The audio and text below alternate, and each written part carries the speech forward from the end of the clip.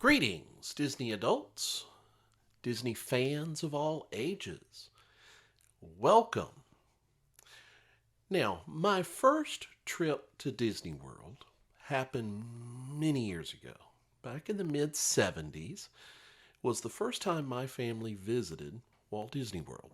And I believe I've shared before, at the time, there was the Magic Kingdom and really nothing else. There were no other parks. There were only a few resorts to stay in.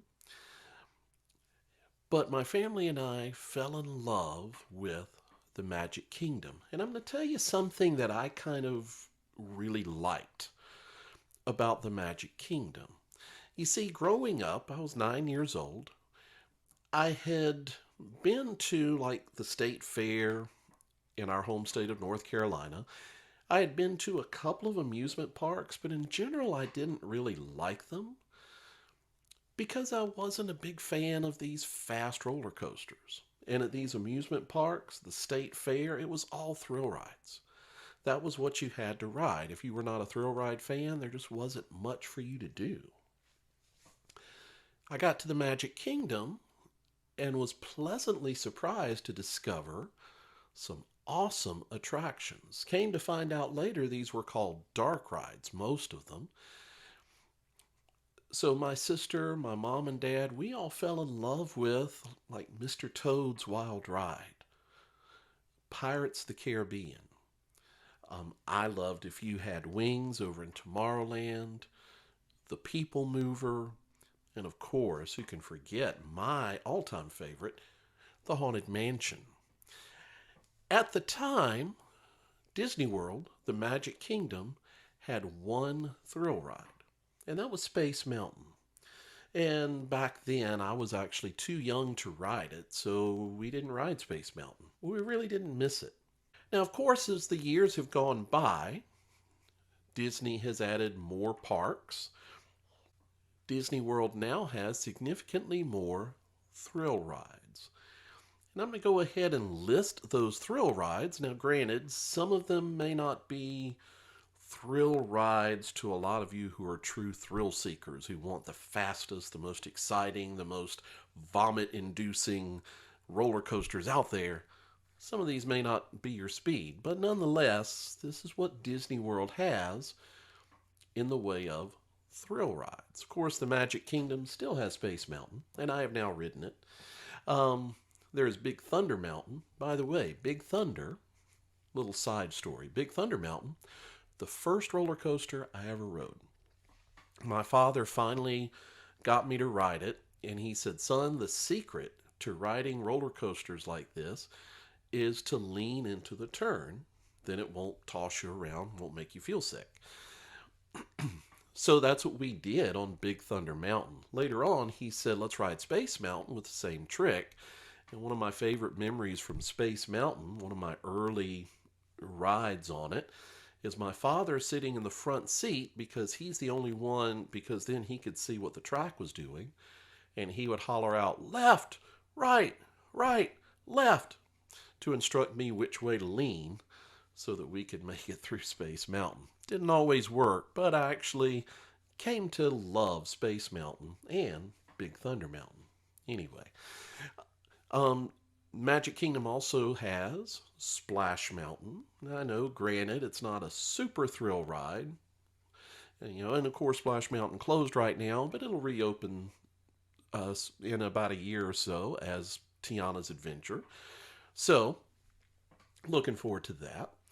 You now have the Seven Dwarfs Mine Train. You have Goofy's Barnstormer. And then, of course, opening up in April, the Tron Light Cycle Run. So that's 6 thrill rides. And I know some of you are going to argue a couple of those aren't really thrill rides, Todd, and that's true. But we're going to go with them. Of course, moving over to Epcot, Guardians of the Galaxy Cosmic Rewind. And then we're going to include Test Track as kind of a thrill ride as well. I mean, true, probably not a true thrill ride, but we're going to include it anyway. Hollywood Studios, Rock and Roller Coaster with Aerosmith, Twilight Zone Tower of Terror, A drop ride, not a roller coaster, but a thrill ride nonetheless. You've got the Slinky Dog Dash. All of these at Hollywood Studios. Then, of course, Animal Kingdom, you've got Expedition Everest.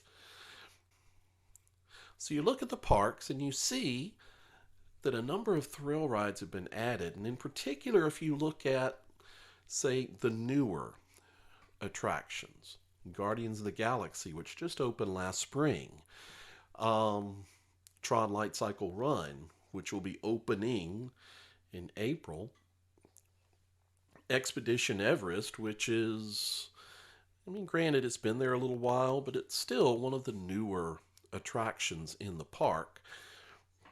So we see this direction of kind of, let's try to add more thrill rides. Let's try to add more thrill rides. So here's the question for the day, or for the week, I should say. What would Walt think of all of these thrill rides coming into his park? What would he think of Disney kind of going in a direction of saying, let's try to add some more thrilling rides, some more adult type attractions to the park? So that's the question we're going to ask, and those of you who've seen any of my videos know we got to step back in time. So let's go ahead and take the time right now, and let's go back in time. This is Disneyland. To be specific, this is the Matterhorn at Disneyland, 1960. Now, the Matterhorn had opened in 1959, 4 years after the park's opening. And it's notable because it was the first thrill ride to be opened at a Disney park. Okay. Also notable for the Matterhorn, it was the first coaster in the United States to use steel tube track. Before this, coasters had always been made with had been based on wooden structures. This was the first to use a steel tube track, which made it a lot smoother and a lot cleaner and a lot less noisy. Now, Walt was initially hesitant about having a thrill ride in the park. Remember, Disneyland opened at a period of time when amusement parks were kind of sketchy at best in the country. They were not the most wholesome of places. And when Walt opened Disneyland, he wanted to be sure that everyone understood it was going to be clean, that it was going to be family friendly, that anybody could come. And he was a little worried about having a thrill ride pop up in the middle of it with just this massive structure and a roller coaster or whatever.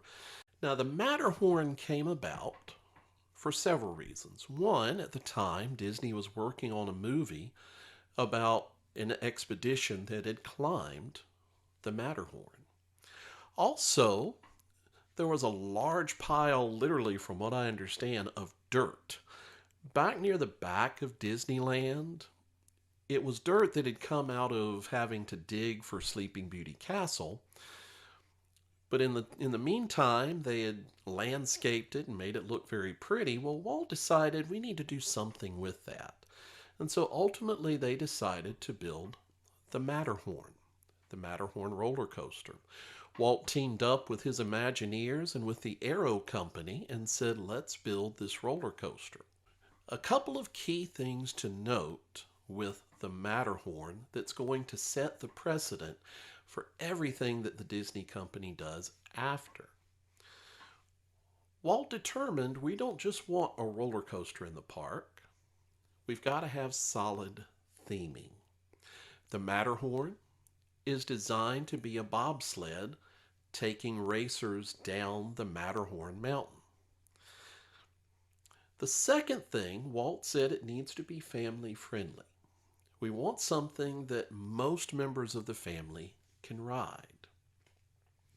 Now, in the process, Walt also kind of made it a little difficult for the Aero Company and his Imagineers. He said, we want a 2-track system so that we can have the illusion of bobsleds racing against each other. He said, we want a lot of it to be inside the mountain. So a lot of different things that Walt asked for that had not been done up to that point. But all of this, of course, contributed to the theming. So, theming, family friendliness, that's what Walt wanted.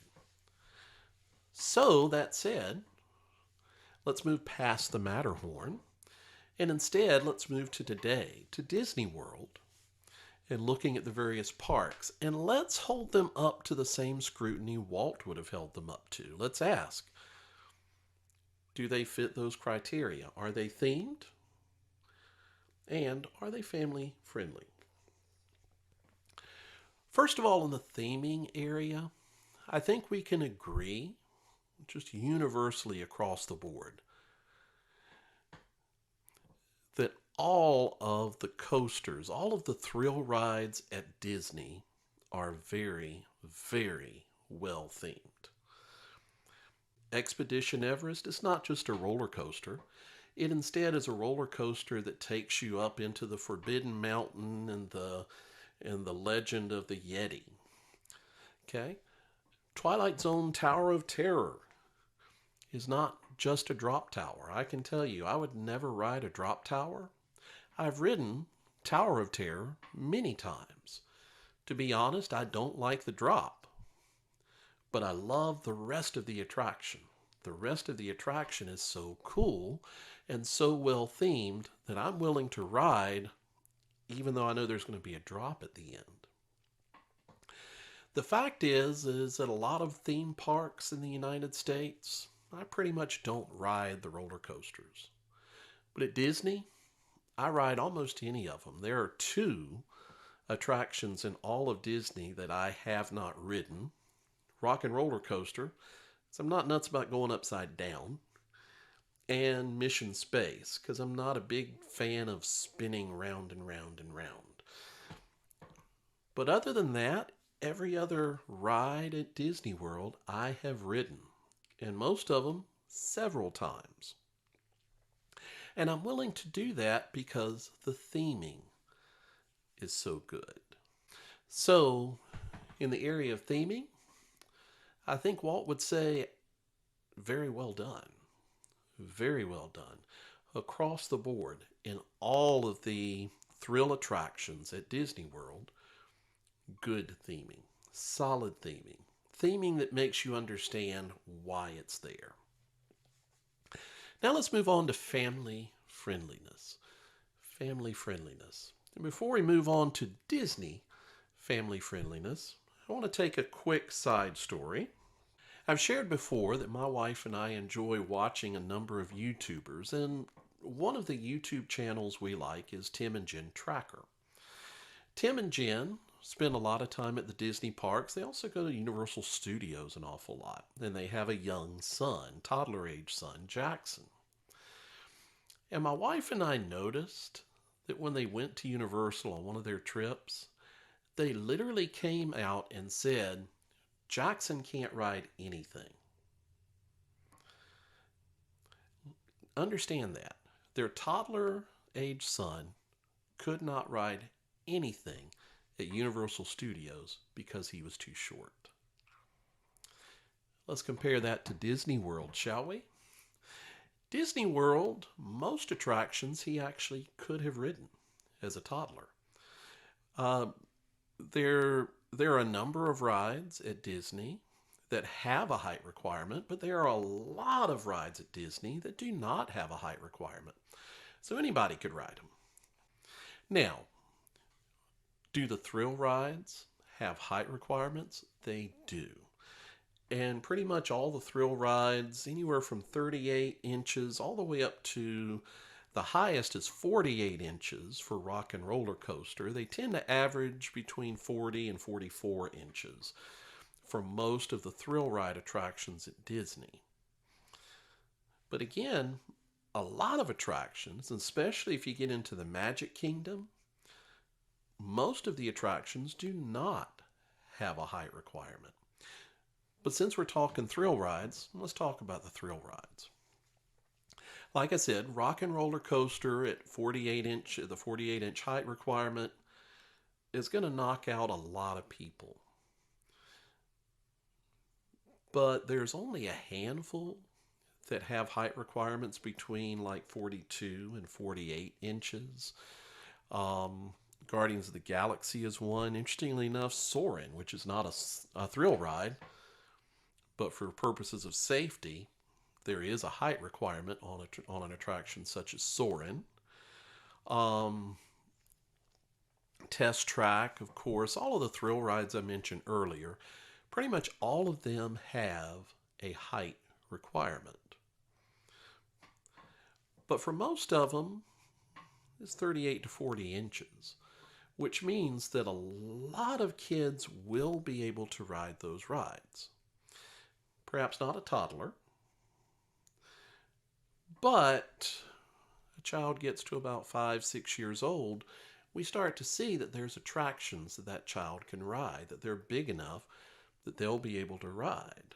And then as they get older, they'll add more and more attractions.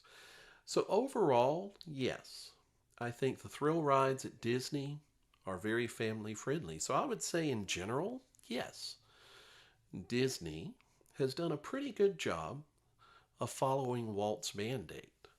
Solid theming, keep it family friendly. I would say Walt would be pleased. And certainly I think he'd be pleased with the idea that Disney is continuing to strive to keep that theming in line. So, what are your thoughts? What do you think? Give me a comment below. Hey, give me a comment for something that you think I should do a video about. What would Walt think of? This actually came from an idea that I heard. So thank you very much. Feel free to comment. Please subscribe. And I hope you've enjoyed this. I look forward to seeing you at Disney World very soon. Thanks, guys.